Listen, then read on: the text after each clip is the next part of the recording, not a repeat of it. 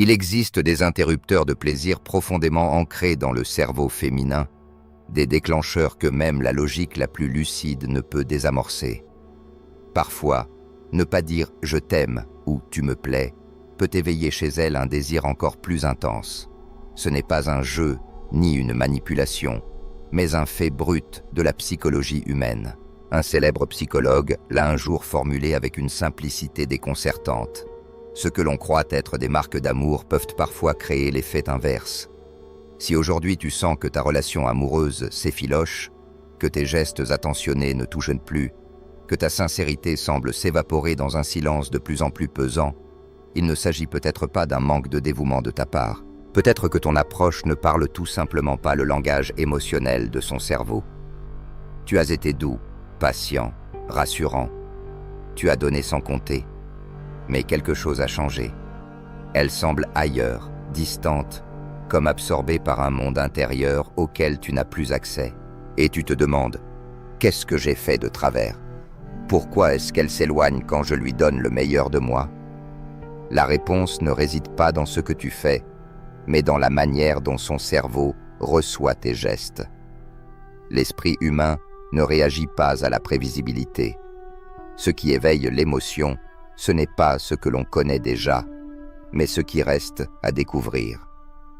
Le plaisir naît de la surprise, de l'imprévu, du mystère.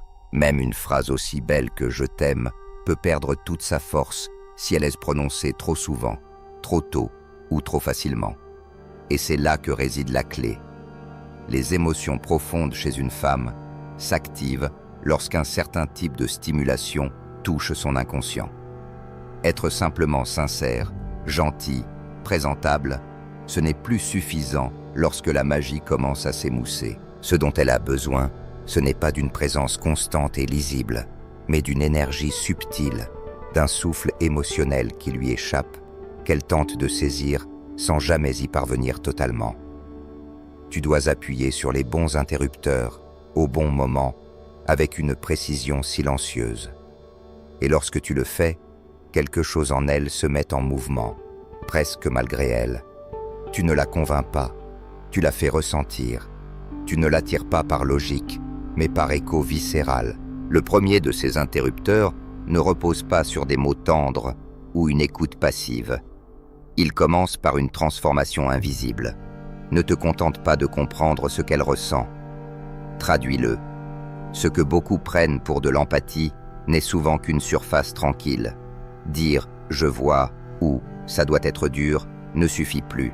Elle ne cherche pas un mur doux sur lequel déposer sa douleur, elle attend que quelqu'un devine ce qu'elle-même n'a pas su nommer. Et c'est là que la magie de la traduction émotionnelle commence. Imagine-la dire d'un ton vague « je suis fatigué ». Tu pourrais répondre « tu devrais te reposer ». Mais cette réponse ne touche rien. Ce qu'elle attend, peut-être sans le savoir, c'est « peut-être que tu as passé ta journée à capter les besoins de tout le monde, à t'adapter aux autres sans jamais penser à toi. » Et soudain, ses yeux se figent. Elle ne t'avait rien dit de tout ça. Mais tu l'as vu, tu l'as nommé, et dans ce simple geste verbal, tu as allumé quelque chose en elle. La sensation rare d'être comprise avant même d'avoir parlé. La traduction, ce n'est pas l'interprétation.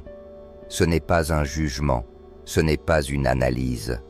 C'est une intuition profonde qui saisit ce qui est encore flou, informe, et lui donne une forme que même elle n'avait pas su envisager. Prenons un autre exemple. Elle lâche entre deux silences. « Mon chef m'a vraiment énervé aujourd'hui. » La réponse automatique serait « Oh, c'est pas cool. » Mais va plus loin, regarde-la, et dis « Tu as peut-être eu l'impression que personne ne remarque vraiment à quel point tu donnes tout, chaque jour. » Là, tu ne parles plus seulement à son esprit. Tu parles à sa blessure, à ce qui ne s'exprime jamais en mots, à ce qu'elle porte en silence depuis des semaines. Et dans ce moment suspendu, elle sent que quelque chose en elle se dénoue, que sa tension intérieure trouve enfin un espace pour se relâcher. Ce type de connexion ne s'improvise pas, il ne s'apprend pas dans les manuels. Il naît de l'attention radicale, de la présence entière. Être là, pas juste physiquement, mais émotionnellement. Observez au-delà des mots. Écoutez non seulement ce qui est dit, mais ce qui tremble entre les lignes. La voix plus aiguë que d'habitude, le regard fuyant, le sourire forcé. Ce sont ces micro-signaux qui t'ouvrent la voie vers une traduction émotionnelle authentique. Et parfois, tu te tromperas. Elle dira « Non, ce n'est pas exactement ça. » Mais ce n'est pas grave. Car dans ton effort, elle sentira quelque chose d'encore plus fort. Tu essayes. Tu ne te contentes pas d'écouter. Tu veux ressentir. Et alors elle t'aidera à comprendre. Elle posera des mots qu'elle n'avait jamais posés. Elle se dira, peut-être pour la première fois, « C'est ça que je ressens en fait. » Et c'est grâce à toi. Quand tu traduis ce qui est flou, tu deviens un miroir dans lequel elle se découvre. Et ce miroir, c'est l'un des cadeaux les plus rares dans une relation. Tu ne la séduis pas avec des promesses. Tu la séduis en lui donnant accès à elle-même. Et cela crée un lien que rien ne peut briser. Même le silence devient porteur. Même les silences deviennent une forme de dialogue sacré. Les neurosciences nous confirment cette intuition. Lorsque l'on se sent compris, vraiment compris, notre cerveau libère de l'ocytocine, l'hormone du lien, du réconfort, et de la dopamine, celle du plaisir. Cette alchimie crée un espace intérieur de sécurité et de chaleur, où l'amour peut se déployer librement. Ce n'est plus un échange de mots, c'est une résonance, un battement commun entre deux âmes. Mais cette résonance ne dure pas indéfiniment. Elle exige d'être entretenue, nourrie, renouvelée. Et parfois, le piège vient de là où on ne l'attend pas. Tu veux bien faire. Tu veux la rassurer, l'honorer, lui dire à quel point tu la trouves belle. Alors tu multiplies les compliments. Tu la couvres d'admiration. Mais peu à peu, elle se détourne. Tu sens qu'elle sourit moins, qu'elle répond plus tard. Quelque chose en elle s'est éteint, et tu ne comprends pas pourquoi. Ce paradoxe vient du fonctionnement même du cerveau. Ce n'est pas que les compliments ne lui font pas plaisir, c'est qu'à force d'en recevoir, leur impact s'émousse. Le cerveau humain s'adapte vite. Une phrase qui faisait battre son cœur hier peut lui sembler fade demain si elle est entendue trop souvent. C'est comme un parfum nouveau. Au début, il t'enveloppe, t'élève. Puis, à force de le porter, tu ne le sens plus. Il est toujours là, mais ton cerveau décide qu'il n'a plus besoin de réagir. Et dans le domaine amoureux, cette absence de réaction est fatale. Ce qui nourrit le plaisir, ce n'est pas la répétition, c'est la surprise. La dopamine, cette molécule de la motivation et du désir, se libère surtout quand quelque chose est inattendu, quand elle ne sait pas quand viendra le prochain mot doux, quand chaque compliment devient un événement rare, non pas une routine. Si tu la couvres d'éloges chaque jour, ces mots perdent leur poids. Ils deviennent comme de la monnaie dévaluée, en abondance, mais sans valeur. Tu crois la toucher, mais tu glisses sur la surface. Et c'est là que l'art subtil de la validation prend tout son sens. Valider quelqu'un, ce n'est pas simplement le rassurer, c'est lui donner la sensation qu'il existe, dans toute sa complexité. Et cela demande une forme d'économie émotionnelle. N'exprime pas tout, ne vide pas ton cœur à chaque occasion. Gardant une part secrète, silencieuse, 10-30% de ce que tu ressens. Laisse les 70% restants flotter dans l'air, perceptibles mais non dits. Ce silence donne une gravité nouvelle à chaque mot. Et ce que tu retiens devient parfois plus puissant que ce que tu dis. Évidemment, chaque femme est différente. Certaines ont besoin d'être rassurées plus souvent. D'autres, au contraire, vibrent davantage dans le non-dit. Mais au fond, toutes ressentent la magie de ce qui n'est pas complètement offert.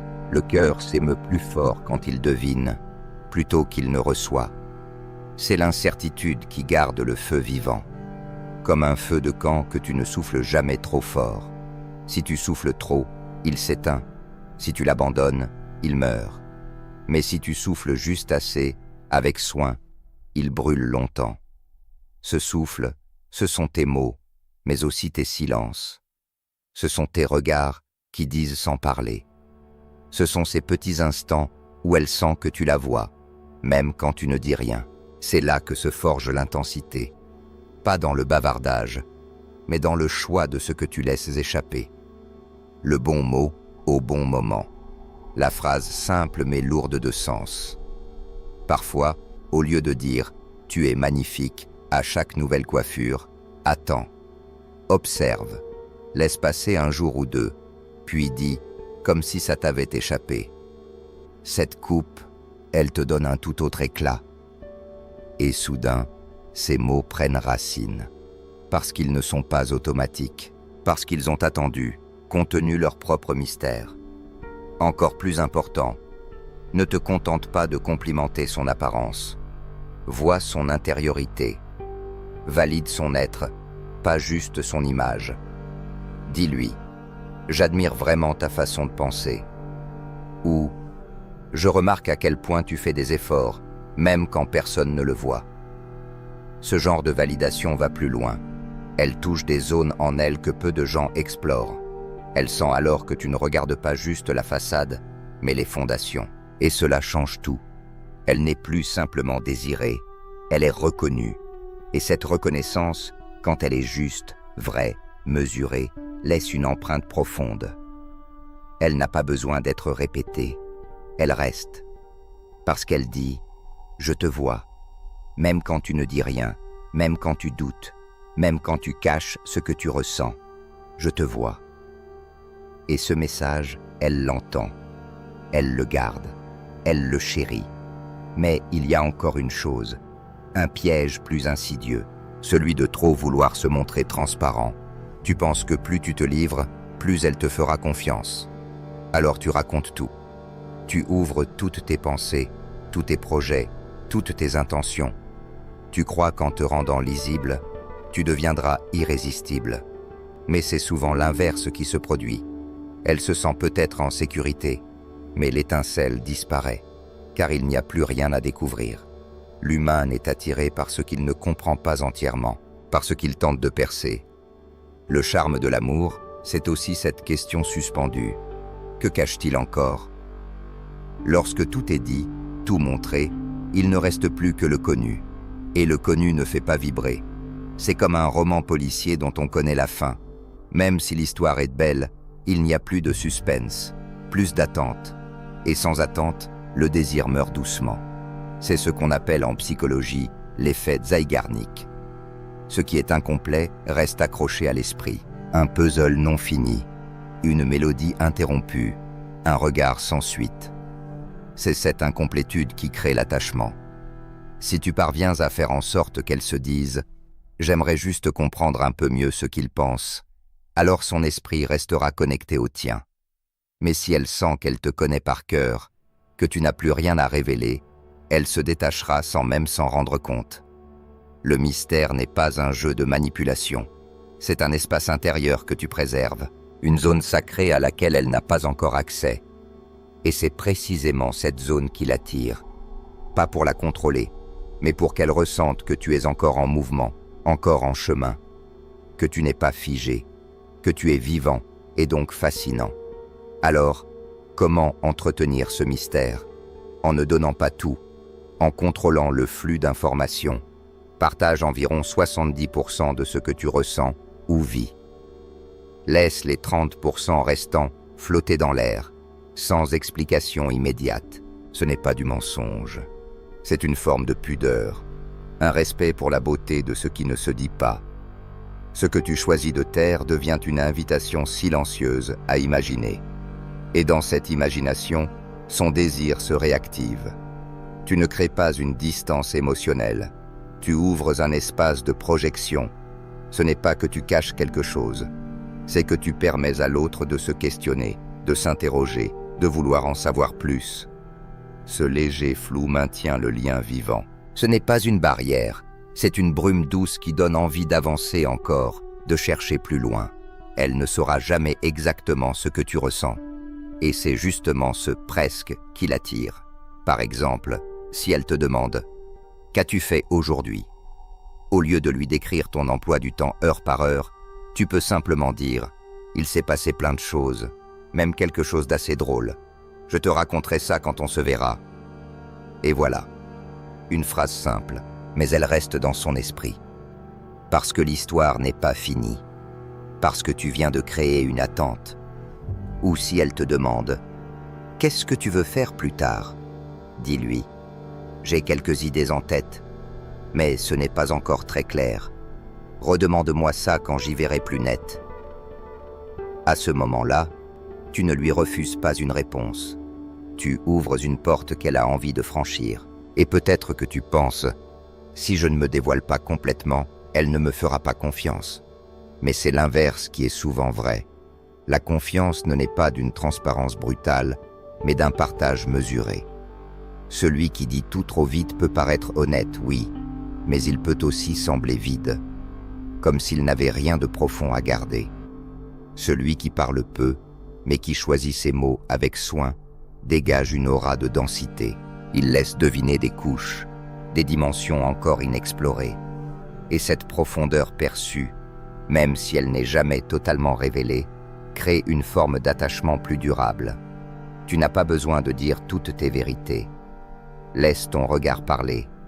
Laisse ton énergie dire ce que les mots ne peuvent pas. Laisse tes silences porter les messages que ta voix ne prononce pas. Car parfois, la véritable force réside dans ce que tu ne dis pas. Un homme qui parle trop, qui se montre entièrement trop tôt, perd souvent l'élément le plus précieux du désir, la tension. Et sans tension, l'amour se repose, puis s'endort, puis disparaît. Ce n'est pas de la cruauté, c'est une loi subtile de l'émotion humaine. Ce qui est totalement connu devient familier, et ce qui est familier cesse d'émouvoir. Alors si ton histoire d'amour semble se faner, ne te demande pas uniquement « Est-ce que j'ai été assez tendre ?» ou « Est-ce que j'ai dit la vérité ?» Demande-toi aussi « Est-ce que je n'en ai pas trop dit, trop tôt ? Est-ce que j'ai laissé de la place au mystère ? Est-ce qu'elle peut encore deviner quelque chose de moi ?» Ces 3 interrupteurs ne sont pas des astuces de séduction, ce ne sont pas des manipulations, ce sont des clés d'accès à une communication plus fine, plus sincère, plus instinctive. Traduire ses émotions au lieu de simplement les entendre. Garder 70% de mystère au lieu de tout exposer. Et lui laisser entrevoir ton monde intérieur sans lui en donner la carte complète. Car au fond, aimer, c'est cela. C'est danser au bord du dévoilement. C'est offrir sans jamais épuiser. C'est parler sans jamais saturer. C'est éclairer sans jamais éblouir. Et c'est surtout laisser l'autre ressentir plutôt que comprendre. Si quelque chose dans ces mots a résonné en toi, si une phrase a touché une corde que tu pensais oublier, ne l'ignore pas. Peut-être que tu n'as pas besoin de changer qui tu es, mais simplement d'apprendre à dire les choses autrement, à écouter autrement, à aimer autrement. L'amour ne meurt pas parce qu'il est fragile. Il meurt souvent parce qu'on croit que tout dire, tout faire, tout montrer suffit, alors que parfois, c'est justement ce qu'on retient qui donne toute sa force à ce qu'on offre. Il ne s'agit pas de devenir un autre. Il s'agit de revenir à l'essentiel, à ce que l'on sent, mais qu'on n'a pas toujours su nommer, à ce que l'on désire, mais qu'on n'a pas toujours osé exprimer. Et si tu commences aujourd'hui à incarner cela, à traduire, à doser, à laisser deviner, tu découvriras peut-être une nouvelle manière d'aimer, plus silencieuse, plus subtile, mais infiniment plus puissante.